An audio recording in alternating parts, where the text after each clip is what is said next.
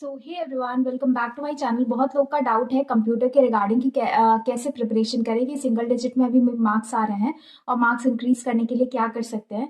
तो आप सबके लिए वीडियो है ये, जो भी आरआरबी क्लर्क मेंस के लिए या फिर अदर एग्जाम्स के लिए प्रिपेयर कर रहे हैं। अगर ये फॉलो कर लिया अच्छे से तो आपके अच्छे मार्क्स आ जाएंगे।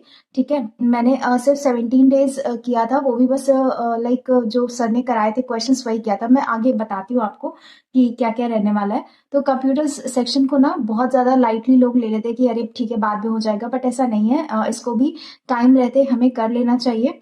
और बेसिकली इसमें अगर हमें हमारे 10 मार्क्स भी आ जाते हैं ना, सिलेक्शन और रिजेक्शन में बहुत बड़ा डिफरेंस क्रिएट हो जाता है। तो in this video I discuss about, देखो दो तरह के स्टूडेंट्स होते हैं। बेसिकली एक बिगिनर होता है और एक ऐसा स्टूडेंट बिगिनर जिसने कभी भी कंप्यूटर्स नहीं पढ़ा है, और एक रिपीटर जिनको बेसिक्स नॉलेज है। देखो कंप्यूटर कभी नहीं पढ़ा है ये चलेगा, बिगनर है, बट आज के टाइम में स्मार्टफोन लैपटॉप सब यूज कर रहे हैं। बेसिक डिटेल्स लाइक ईमेल वगैरह के बारे में छोटी छोटी इंफॉर्मेशन, ये सारी चीजें तो पता होंगी। हाँ, ज्यादा डीप में नहीं पता होगा बट ऊपर ऊपर से थोड़ा बहुत पता होगा। एंड रिपीटर्स मैं उनको कह रही हूँ जिनको बेसिक्स पता है, उन्होंने लाइक अपने स्कूल डेज में कहीं कंप्यूटर्स पढ़ रखा है पहले भी, ठीक है, लेकिन स्टिल उनके बहुत कम मार्क्स आ रहे हैं। तो ये कैसे इम्प्रूव करें, वो सारी चीजें इस वीडियो में डिस्कस होंगी। तो आप लोग को पता ही होगा आरआरबी क्लर्क मेंस में इसमें 40 क्वेश्चंस आते हैं कंप्यूटर्स में, 20 मार्क्स का रहता है एंड 15 मिनट्स इसमें टाइम मिलता है। ठीक है, 15 मिनट्स टाइम लाइक हो जाता है इतने में, इजिली 40 क्वेश्चंस तक आराम से पहुंच जाते हैं। 1 लाइन 2 लाइन्स के रहते हैं तो इजिली हो जाता है। ठीक है, तो इतना लोड लेने की बात नहीं है। अब इसमें हम डिस्कस करेंगे कि जो बाकी के 15 डेज बचे हैं उसमें हमें इन दोनों ही टाइप के एस्पेरेंट्स को टारगेट करना है। मैं इसमें आती हूँ रिपीटर्स में, लेकिन मैंने अपना सिलेबस कंप्लीट कर लिया है। मैं आपको बताऊंगी कि कैसे, और लाइक लास्ट 15 डेज हमारे पास बचे हुए हैं, इस 15 डेज में हम कैसे अप्रोच कर सकते हैं वो मैं आपको बताऊंगी, और आपके अच्छे मार्क्स आ जाएंगे, डोंट वरी अबाउट दैट।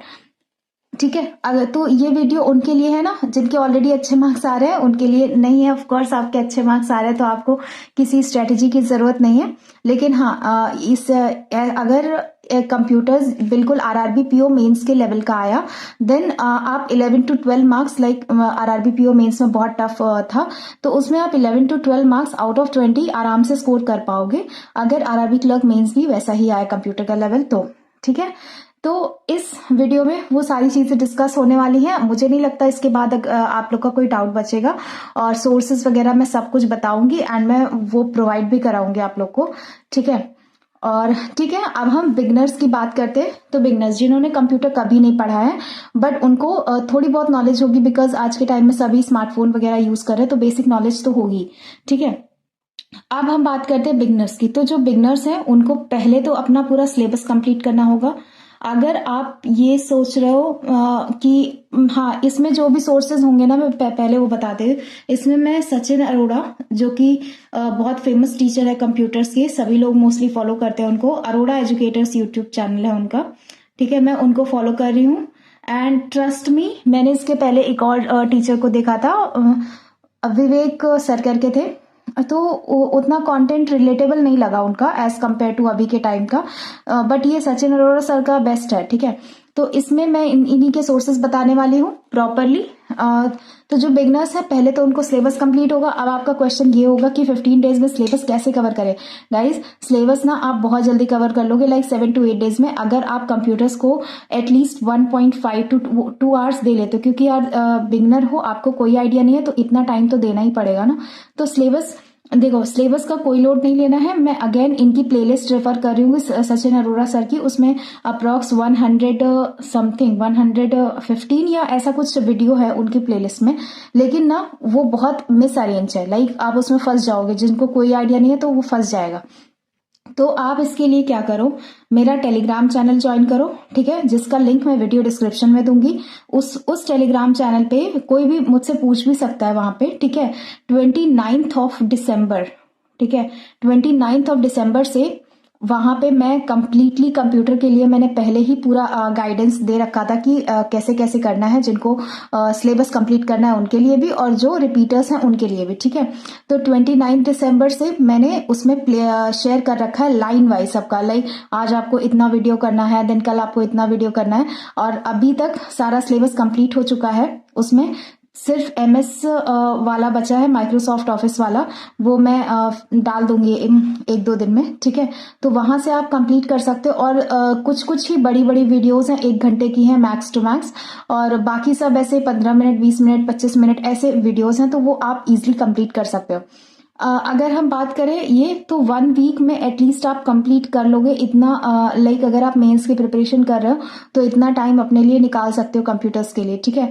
तो 1 वीक आपको लगेगा ये सिलेबस कंप्लीट करने में, और बाकी का बचा 1 वीक आपको क्या करना है, तो ये सेम फिर आप दोनों ही सेम लेवल, अगर हाँ रिपीटर्स के लिए मैं बोलूंगी, अगर रिपीटर्स का कोई लाइक इसमें सिलेबस रहता है ना, OSI मॉडल या फिर DBMS, ये वाले थोड़े से इरिटेटिंग टॉपिक होते हैं, एंड शॉर्टकट कीज, ठीक है। शॉर्टकट कीज अभी देखो अभी तक मैंने नहीं कराया है, और बाकी ये सब हो गया शॉर्टकट की, और उसके बाद माइक्रोसॉफ्ट एक्सेल से रिलेटेड, ठीक है।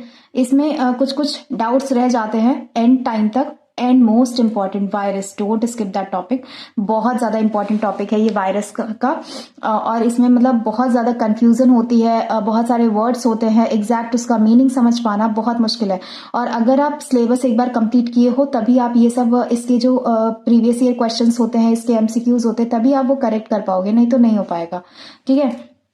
तो रिपीटर्स का भी अगर कोई टॉपिक बचा है तो वो उनका 1-2 दिन में कंप्लीट हो जाएगा ये सारा, ठीक है। तो ये बिगनर को पहले सिलेबस कंप्लीट करना है। सिलेबस कहाँ से कंप्लीट करना है, सचिन अरोड़ा सर की प्लेलिस्ट है वहां से कंप्लीट करना है, और वो प्लेलिस्ट लाइन वाइज कहाँ मिलेगी, वो टेलीग्राम चैनल पे हमारे 29 दिसंबर का आप मैसेज देखना चैट, वहां से आपको सारी प्लेलिस्ट धीरे धीरे करके, फिर उसके बाद 1-1 दिन का गैप करके आप देख सकते हो, ठीक है। उसमें सारी प्लेलिस्ट लाइन वाइज मिलेंगी, इसके बाद ये, इसके बाद ये, इसके बाद ये, वहां से आप कंप्लीट कर लीजिए सिलेबस, जितना भी हो पाए जल्दी से जल्दी खींचने की कोशिश कीजिए, और उसके बाद फिर आप भी आ जाओगे रिपीटर्स, मतलब बेसिकली आपको फिर आइडिया हो जाएगा, सिलेबस कंप्लीट हो जाएगा, सब कुछ हो जाएगा।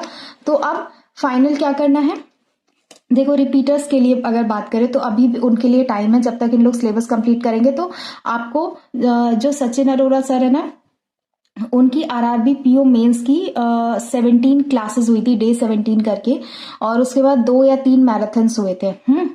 RRB PO मेंस की जो 17 क्लासेस हुई थी, मैराथन आप छोड़ दीजिए क्योंकि वो मैराथन वही थी, अगर रिवीजन करने के पर्पज से देखा जाए तो ये 17 क्लासेस में से ही क्वेश्चन उन्होंने बनाए हुए थे, तो ये 17 क्लासेस करना मस्ट है। और इसके बाद अभी RRB क्लर्क मेंस की भी क्लासेस लेंगे वो, अभी तो मैंने चेक नहीं किया, मे भी ले रहे हो या फिर लेंगे, तो वो आप मतलब देख लेना।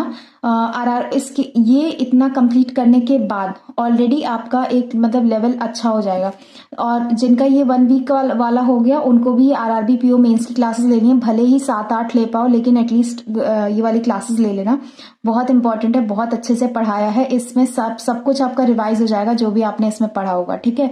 और उसके बाद RRB क्लर्क मेंस के लिए भी ऑफ कोर्स वीडियो आएगी ही, तो जो इनका ये होता है ना 40 MCQs वाला, 40 MCQs का सेशन, वो मिस मत करना, वो जरूर से लेना।